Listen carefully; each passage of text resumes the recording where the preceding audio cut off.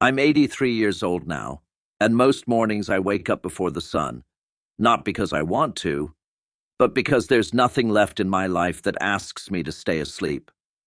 My name is Edmund, and if I'm honest, I think I stopped really living about 50 years ago.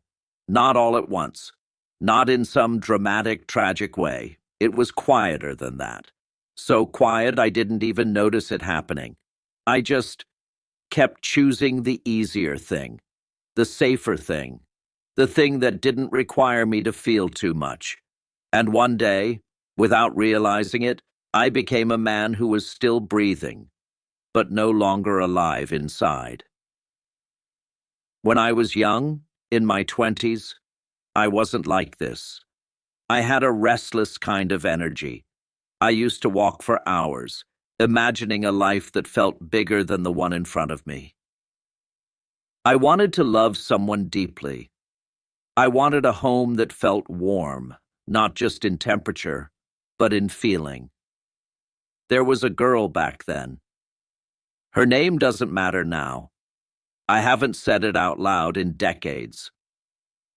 But she had this way of looking at me, like she could see something in me I hadn't yet figured out myself. She used to ask me simple questions. "What do you really want, Edmund?" And I would laugh it off, change the subject, talk about work or money or things that sounded more practical. Because even then, I was afraid, not of failure, but of choosing something that might actually matter and losing it.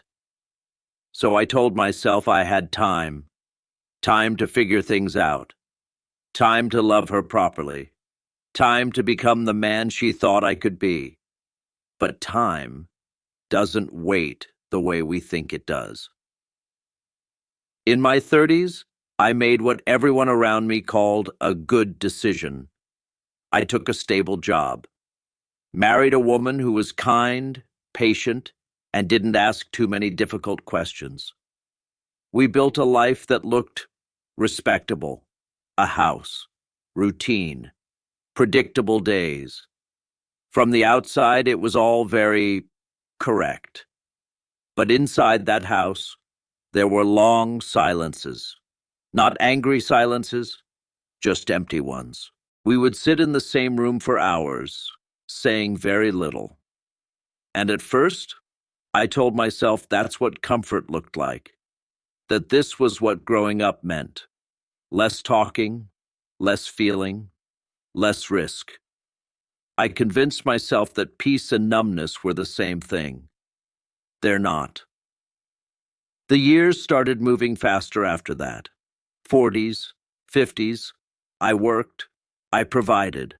I showed up where I was expected to show up, but I stopped asking myself questions, stopped wondering if I was happy, because somewhere along the way, I decided that happiness was optional. Responsibility wasn't, and so I chose responsibility. Again and again, over conversations I should have had, over apologies I should have made, over moments I should have stayed present for. There were small signs, little cracks. I remember one evening, my wife was sitting across from me at the table. She looked tired, not physically, something deeper than that. She asked me very quietly, "Do you ever feel like we're just passing time?" I didn't answer her properly. I shrugged, said something about how life is busy, how everyone feels that way sometimes. I didn't look at her long enough to see what that question really meant. I didn't want to, because I knew if I let myself see it, I might have to admit that I felt it too.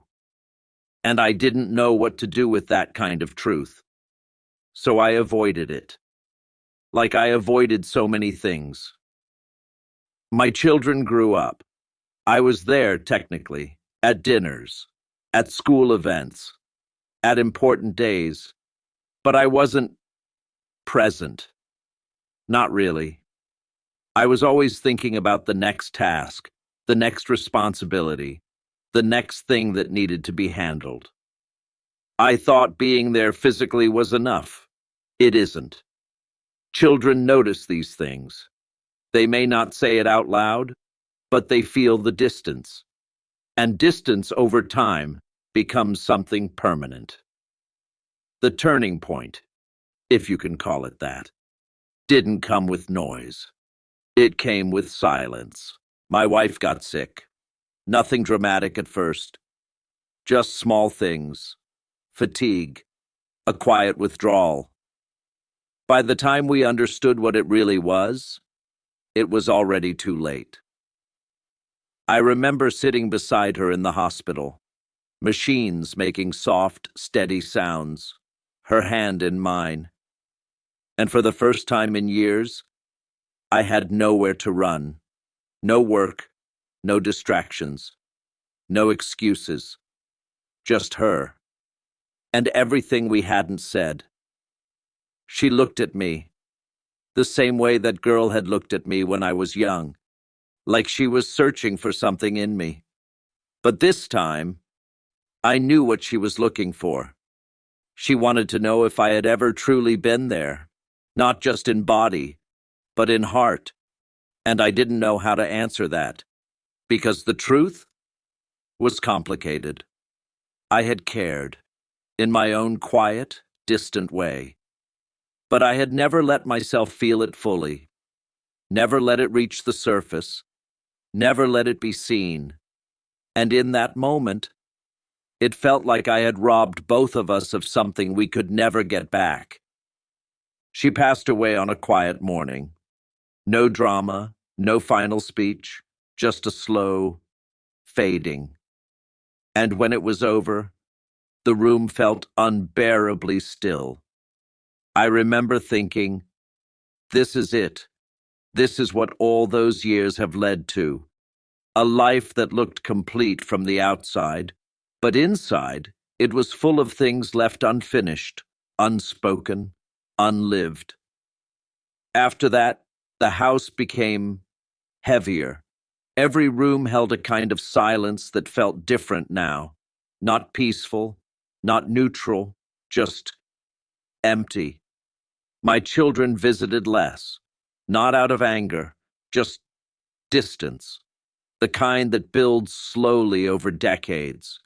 Phone calls became shorter, conversations more formal, like we were all being polite with each other instead of being real. And I couldn't blame them. I had taught them that distance by living it. Now, at 83, I spend a lot of time sitting by the window, watching the day pass, morning to afternoon, afternoon to evening. It all blends together. And I think about the choices that seemed so small at the time, choosing not to say something, choosing to delay a conversation, choosing comfort over honesty, choosing routine over presence. None of them felt like big decisions. But together, they built a life that feels strangely hollow. If you're listening to me now, I'm not going to tell you what to do. I don't think life works that way. But I will ask you something. Are you waiting? For the right time? The right moment? The right version of yourself? I did that for years. And that right time never arrived. It just turned into more waiting, and then into regret. There are things you can fix in life, mistakes you can correct, paths you can change. But there are also things that once they pass, they don't come back. Moments, conversations, the chance to really see someone and let them see you. I had those chances, more than I realized, and I let them slip by, quietly, without resistance. I'm not angry about my life. That might surprise you.